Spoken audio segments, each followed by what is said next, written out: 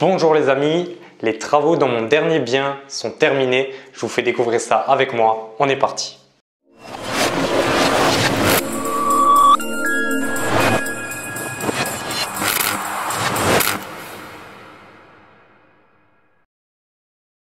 Bonjour très chers investisseurs et futurs millionnaires, ici Franck du site immomillion.com. C'est un plaisir de vous retrouver dans cette nouvelle vidéo, troisième partie de mon étude de cas sur finalement l'appartement que j'ai acheté sur Mulhouse, la ville de Mulhouse, que je mets en colocation. Je viens de faire la réception des travaux, les travaux sont terminés, il est meublé. Je vous fais découvrir ça tout de suite avec moi. Donc avant de commencer, n'oubliez pas de vous abonner à la chaîne YouTube de Immomillion pour ne rater aucune de mes vidéos. Ne pas rater la quatrième partie, je vous en reparlerai plus tard parce que oui, il y aura une quatrième partie où je vous parlerai de tous les chiffres, combien ça me rapporte exactement, combien ça me coûte à la banque, quelles sont les différentes charges, etc. Donc restez bien attentifs. Abonnez-vous à la chaîne YouTube, cliquez sur le bouton sous la vidéo avec la petite cloche juste à côté pour être averti tout simplement quand la vidéo sortira et quand les prochaines vidéos sortiront. Voilà, donc on se retrouve, je suis dans mon bien, j'ai tout de suite passé de l'autre côté de la caméra pour vous montrer plus en détail, vous expliquer un peu ce qui a été fait, etc. Donc voilà, c'est la troisième partie de cette étude de cas. Je vous invite à aller voir la partie 1 et 2 si vous ne les avez pas encore vues. Je vous mets ça dans la description. Donc surtout si vous ne les avez pas encore vues, allez les voir parce que ça vous fera vraiment un avant-après. Je pense que ça vous fera un petit choc parce que l'appartement était vraiment dans un bon état pour un investisseur, on va dire. Il n'était pas dans un très bel état, mais pour un investisseur, c'est ce qu'on recherche. Et donc ça va vous faire un petit choc, je pense, quand vous allez le voir comme il est maintenant. Moi-même, j'étais vraiment agréablement surpris. Ils ont fait vraiment du bon travail, les entreprises. Donc voilà, si vous n'avez pas vu les deux premières parties, ça se passe dans la description. Je passe tout de suite de l'autre côté de la caméra et je vous montre tout ça dans le détail. Ok, voilà, donc on se retrouve ici dans le hall d'entrée. Donc finalement, ça, c'est la porte d'entrée. Je vous montre rapidement. Donc là, voilà, on a l'ascenseur qui dessert le couloir, donc le hall d'entrée. Les communs ne sont pas en mauvais état, on va dire. Voilà, là c'est la porte pour les ascenseurs. Et donc voilà, là on entre dans l'appartement. Je ferme la porte derrière moi. Voilà, donc là on est dans le hall d'entrée. Alors voilà, comme vous pouvez le voir, les murs ont été refaits, l'ancienne tapisserie a été enlevée, on a remis de la nouvelle tapisserie. Donc il s'agit d'une toile, c'est une toile fine, une tapisserie spéciale à peindre. Donc elle a été repeinte en blanche. Ça permet de laisser une bonne structure sur le mur, quelque chose de sain et qu'on pourra dans le futur repeindre toujours. Donc là, un petit tableau décoration, un petit miroir par ici. Et donc sur la gauche, on a tout de suite la cuisine. Donc voilà, l'ancienne cuisine qui était tout simplement inexistante, il n'y avait rien. Donc là, on a refait le sol. Donc là aussi, dans le hall d'entrée, on a posé, c'est un sol PVC. Donc c'est comme du parquet, comme du vinyle, du laminé, sauf que c'est du PVC, donc c'est beaucoup moins, c'est très facile à poser, c'est facile à découper, ça fait moins de bruit quand on marche sur le sol, et puis c'est étanche également. Donc voilà, très gros avantage du PVC. Là aussi, c'est un PVC en effet carrelage, donc voilà, ça reste le même style de sol PVC. Là, on a fait un petit coin repas parce que je rappelle que c'est une colocation pour 3 personnes, un petit coin repas et donc là, la cuisine de chez Ikea, pour pas les citer, pas faire de pub, mais bon. Voilà, non, mais il faut dire que Ikea, ils ont quand même des matériaux de très bonne qualité pour un prix tout à fait raisonnable. Donc niveau rapport qualité-prix, très souvent, ils sont très bons. Donc voilà, ici on a une hotte, une plaque vitraux, un four. On a ici lave-vaisselle, voilà, le frigo avec en haut finalement le frigo et en bas congélateur. Donc voilà, ici on a micro-ondes, machine à café Nespresso et bouilloire. Ici on a posé également des petits spots en dessous et dans les caissons. Donc encore une fois, hein, vous le savez, la stratégie que je mets vraiment en avant, c'est vraiment de faire du haut de gamme. Donc voilà, tout ça, micro-ondes, machine à café Nespresso, bouilloire, c'est des trucs qui sont vraiment pas nécessaires. Mais si vous les mettez en plus, je veux dire, franchement, une machine à café Nespresso, comme ça vaut 70 €. La bouilloire, ça doit coûter 15 €. Le micro-ondes, il a coûté 40 €. C'est pas des gros montants, mais quand le locataire vient visiter votre bien, bah, c'est vraiment ce genre de petites choses qui font vraiment la grosse différence. Là, les petits spots, là, voilà, j'en ai peut-être eu pour une vingtaine, une trentaine d'euros pour les spots. Mais voilà, ça fait la différence. Attendez, je vous montre quand c'est éteint. Voilà, c'est beaucoup plus convivial, c'est beaucoup mieux, c'est du haut de gamme et c'est ça qui fera la différence. Vous l'aurez plus facilement et plus cher. Donc voilà, donc ici je vous montre rapidement, on a également une buanderie. Donc aussi toutes les portes, hein, donc c'est les portes d'origine. On a juste rajouté une porte sur la cloison qu'on a mis au fond. Celle-là, je vous le montrerai. Donc là, toutes les portes ont été repeintes, hein, c'est vraiment du bon travail, c'est bien lisse. Voilà, c'est un tout petit peu le bordel, en fait c'est la buanderie, ça on va l'enlever. Donc là je vous montre rapidement le tableau électrique qui a été refait, on a gardé l'ancien disjoncteur parce qu'il est encore dans les normes. Et donc là tout a été refait aux normes, on a la... alors attendez, je ne sais plus comment ça s'appelle, GNL il me semble, c'est la gaine technique finalement, c'est là qu'arrivent et que partent tous les câbles vers l'appartement. Donc en fait tout se trouve là-dedans. Donc on a vraiment tout a été séparé niveau disjoncteur. Qu'est-ce que je peux vous dire d'autre? Voilà. Ici finalement on va venir poser la box internet parce que donc, je fournis la box internet et on va pouvoir venir la brancher directement là-dessus. Donc ici c'est une prise Ethernet finalement. Et en fait c'est un départ de prise Ethernet qui va ensuite se distribuer dans toutes les chambres. Donc il y a une prise Ethernet dans toutes les chambres. Donc là voilà, machine à laver et sèche-linge, donc on a vraiment fait la totale. Ceux-là ils sont fixés ensemble pour que ça tienne correctement. Aspirateur, voilà, des petites choses comme ça. Hop, on passe tout de suite à la prochaine pièce. Et donc là, oui, dans l'entrée, je vous montrais, on a mis des LED. C'est-à-dire, alors attendez, je ne trouve pas la télécommande. Ah, j'ai pas la télécommande. Bref, c'est des LED qu'on peut contrôler par télécommande. Donc il y a un bandeau LED ici tout autour dans l'entrée. Donc c'est le faux plafond qu'ils ont fait. On a posé des spots au milieu. Et donc sur le tour, vous voyez, voilà, ça c'est vraiment, ça j'adore. J'adore. Et si moi j'adore, si vous adorez, ben, les locataires adoreront aussi. Et c'est encore une fois, c'est des choses comme ça qui font la différence. Pareil dans le salon. Donc malheureusement, j'ai pas la télécommande sur moi là. Parce qu'après on peut changer les couleurs, hein, rouge, vert, jaune, on peut mettre toutes les couleurs qu'on veut. Là aussi, franchement, les bandeaux LED, donc il a fallu 3 bandeaux LED pour réaliser toute la pièce du salon ainsi que l'entrée. C'est 25 € le bandeau LED, ça vous fait 75 €, mais croyez-moi que quand le locataire visite votre bien, ça c'est vraiment le genre de choses qui fait la grosse différence. Voilà, donc là le salon, je vous fais un petit plan de loin. Donc la télé qui est là au mur, on a mis les parements également au mur. Donc c'est des genres de pierres naturelles. Donc c'est pas directement de la pierre naturelle, c'est du plâtre, mais ça donne un effet de pierre naturelle. Voilà, là aussi c'est pas extrêmement cher. Je crois qu'il y en avait pour 200 € pour ces, bon sans la pose bien entendu, mais 200 € ça m'a coûté. Et là aussi vous voyez l'effet que ça donne. Donc voilà les petites plantes. Les radiateurs également ils ont été repeints. Les fenêtres, ça je vous l'avais déjà dit dans la dernière vidéo de la deuxième partie, comme quoi elles ont été changées. Voilà, donc je vous fais un petit tour rapide, le canapé. Là, il y a encore une paroi vitrée qui traîne, mais ça c'est celle-là, il faut que je la rapporte.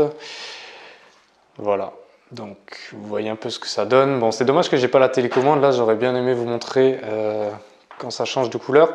Donc ça c'est nous, donc je ne sais pas si vous vous souvenez, enfin dans la première partie de la vidéo, je vous montrais finalement ça c'était une seule pièce ici. Donc on avait, là en fait on a séparé en deux, on a créé le mur, donc on a ajouté, là c'est une porte qui est neuve celle-ci. Et donc avant le salon allait jusqu'à là derrière. Wow. Il allait jusqu'à la porte là derrière et puis donc là on est venu créer une chambre. Donc là aussi faux plafond qui a été réalisé, donc là sans bandeau LED. Hein. Donc le fait de réaliser les faux plafonds, ça aide notamment pour passer les câbles proprement, pas faire trop de saignées dans les murs. Voilà. Donc là, bon, il fait nuit, vous voyez pas vraiment la vue, mais voilà. Donc voilà, là, le lit qui a été mis, une petite commode, un bureau, parce que je rappelle que c'est pour une colocation étudiante. Tout ça, j'en parle dans la première partie notamment, hein.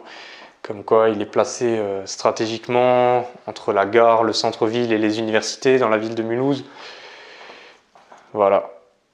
Je fais rapidement, hop, on repasse par le salon. Ici, le petit balcon, toujours là dehors, on ne le voit pas ici, mais ouais.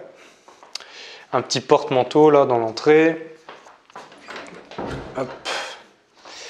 Je vous fais tout de suite les deuxièmes chambres, enfin les deux autres chambres. Donc, on a la plus grande des chambres qui est ici. Voilà, donc là, bon, les placards sont un petit peu sales encore. Il faut que je passe un petit coup de nettoyage. Le lit, donc toutes les chambres sont aménagées à peu près pareil, hein. Les mêmes bureaux, les mêmes chaises de bureau, les mêmes miroirs et toujours une super vue. Je rappelle qu'on est, on est assez haut, hein, on est au 16e étage, donc une belle vue. Tout ça, vous pouvez le voir dans les deux autres vidéos. Malheureusement, là, il fait nuit. Tac, la troisième chambre. Donc celle-ci, en fait, elle est un petit peu plus petite. Et donc, je vais faire de la colocation. Et donc là, je vais vous parler un petit peu des baux.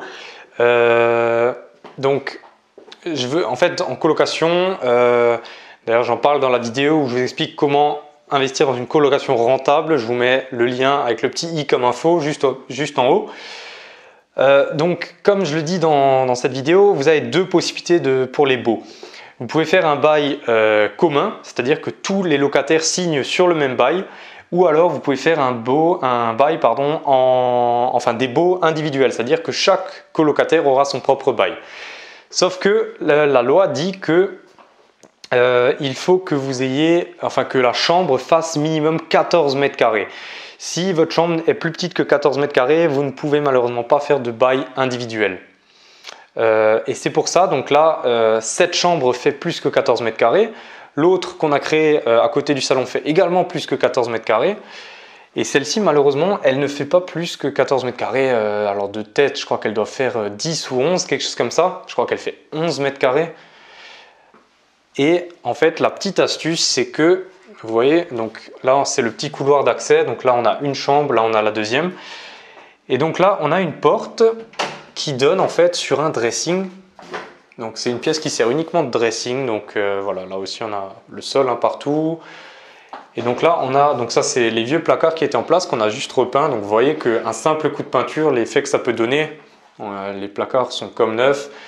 Donc voilà. Et en fait là, ça va servir de dressing. Et ce dressing va être loué finalement avec la chambre plus petite. Et ça fait que le dressing plus la chambre, ça va faire 14 mètres carrés. Et ça va me permettre de faire également un bail individuel. Donc pourquoi faire des baux individuels? Là, dans mon cas, c'est vraiment dans le but d'optimiser pour qu'il y ait plus de personnes qui peuvent venir, même si les personnes ne se connaissent pas, on va dire.